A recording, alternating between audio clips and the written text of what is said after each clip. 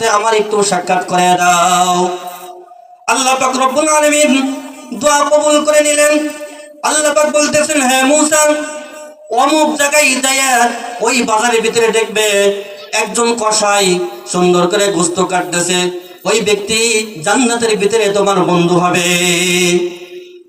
হযরত মূসা আলাইহিস সালাতু ওয়াস সালাম সেখানে যায় সুন্দরভাবে তার কাজ কামগুলো পর্যবেক্ষণ করতেছেন।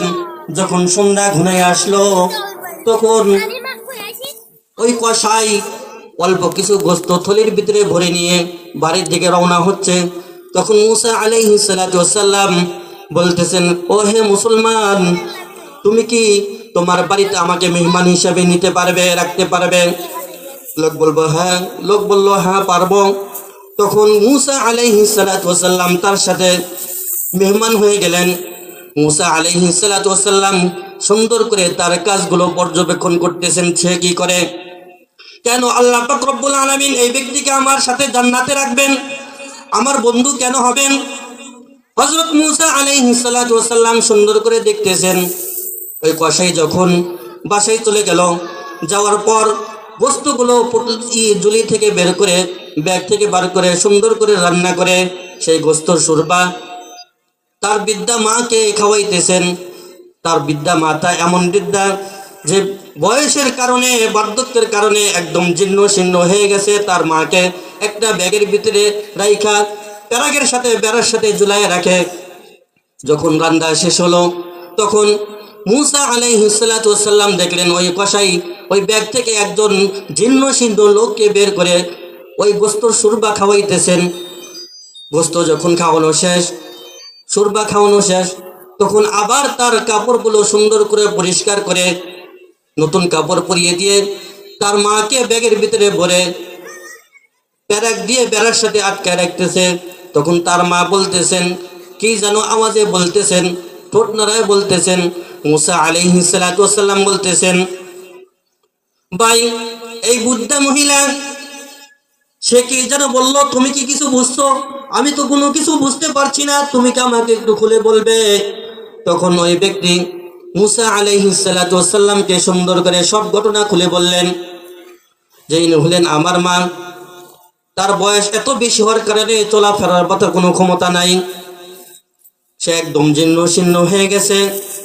এই জন্য আমি তাকে এইভাবে প্রত্যেক দিন লালন পালন করে থাকি। সে যে ফিসফিস আওয়াজে কি বলল, এটা কি? সে বলল যে হে আল্লাহ, আমার সন্তানকে তুমি মূসা নবীর সাথে জান্নাতে স্থান দিও, মূসা নবীর সঙ্গী বানাইয়া দিও। তখন মূসা আলাইহিস সালাতু ওয়াস সালাম বলতেছেন, ভাই, আমি হলাম মূসা নবী আর তুমি আমার জান্নাতের ভিতরে সঙ্গী থাকবে। এই জন্য কবি বলতেছেন, খেদমতে মাদার পেদার কোন শুভ সাম, তাকে বাসি দর্দ আলম নেক নাম। সকাল সন্ধ্যা তুমি পিতা মাতার খেদমত করো, যাতে করে তোমার দুই জাহানে তোমার নাম রোশনি সুখ্যাতি হয়ে যায়, দুনিয়ায় তোমার সম্মান হয়, আখিরাতেও আল্লাহ পাক তোমাকে সম্মান দান করেন। এই জন্য পিতা মাতার সাথে সুন্দর ব্যবহার করা লাগবে। আল্লাহ পাক বলতেছেন, ওয়ালা তাকুল্লাহুমা উফিউ ওয়ালা তানহারহুমা ওয়া কুল্লাহুমা কওলান কারীমা। আরে বাপ মার সাথে ধমক দিয়ে কথা বলো না, তার নির্দেশ। আল্লাহ পাক বলতেছেন, খবরদার, বাপ মায়ের সাথে কি করা যাবে না, ধমক দিয়ে কথা বলা যাবে না। আর এখনকার সন্তান তো মাশাআল্লাহ, ধমক তো সর্বনিম্ন লেভেলের, গালি পর্যন্ত দেয়, এমন এমন গালি দেয় যেটা ভাষায় প্রকাশ করা যাবে না। কেন? সন্তানের কিছু হক আছে আমরা আদায় করি নাই, যে কারণে সন্তান বেহায়া হয়েছে, এত নির্লজ্জ হয়েছে। যেরকম পিতা মাতার সন্তানের উপর হক আছে, সন্তানের কিছু পিতা মাতার উপর হক আছে। যেহেতু আমরা সন্তানের হক পরিপূর্ণভাবে আদায় করি নাই, এই জন্য আমরা আজকে বেজ্জতি হইতেছি। যদি সন্তানকে কোরআন হাদিসের ইলম শিক্ষা দিতাম, তাহলে আমরা বেজ্জিত হইতাম না। এমন কোন আলেম পাবেন কিনা জানি না, যাকে আল্লাহ পাক রব্বুল আলামিন কোরআন ও হাদিসের ইলম দান করেছেন, সে কোনো সময় পিতা মাতাকে গালিগালাজ করেছে, খারাপ ভাষা বলেছে, মারধর করেছে, আমার জানা মতে নাই। কিন্তু যখন আপনার সন্তানকে দ্বীনি শিক্ষা থেকে দূরে সরিয়ে অন্য শিক্ষায় শিক্ষিত করবেন, তখন কিন্তু বিপদে পড়ে যাবেন। আপনার সন্তান আপনার কথা শুনবে না, বলেন ঠিক কিনা?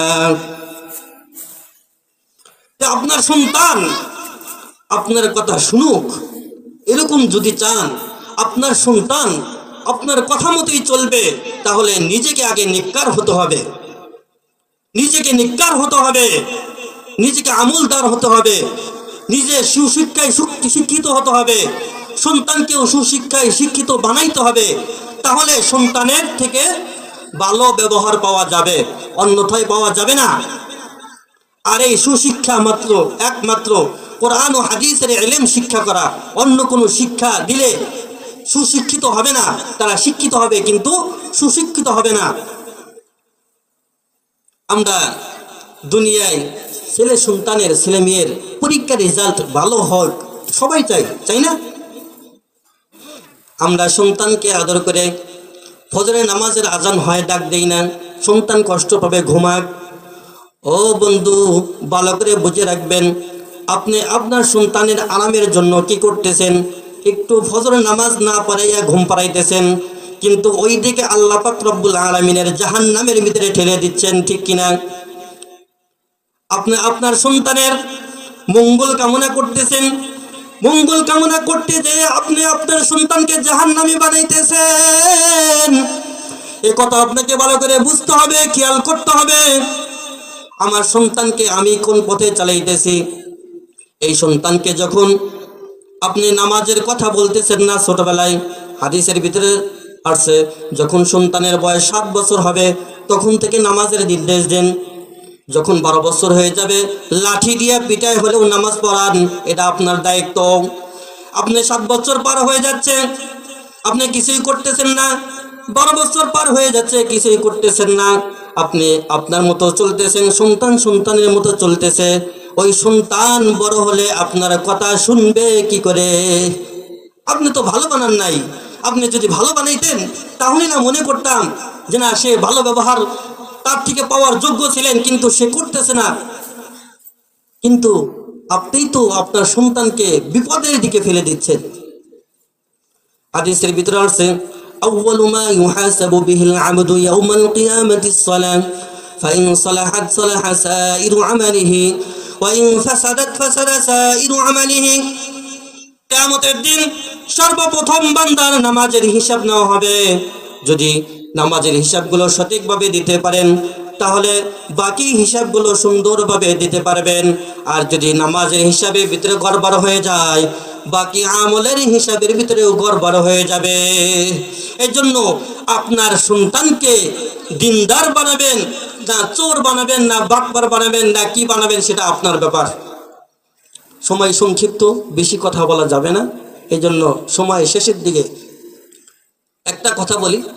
গাছ যদি ভালো হয় ফল অবশ্যই ভালো হয়, আর গাছ যদি খারাপ হয় ফল অবশ্যই খারাপ হয়। খারাপ গাছ থেকে ভালো ফলের আশা করা যায় না। এই জন্য আপনি আপনার সন্তানকে যদি ভালো বানাইতে চান, দিনদার বানাইতে চান, নিজে দিনদার হন, ছেলে সন্তানদেরকে, ছেলে মেয়েদেরকে সুশিক্ষায় শিক্ষিত করেন, তাহলে ইনশাআল্লাহ দুনিয়াও পাবেন, আখিরাতও পাবেন। যারা কোরআন হাদিস শিক্ষা করেছে, এমন কেউ আছে যে ঘরে বসে আছে, কামাই করতে পারে না? হ্যাঁ?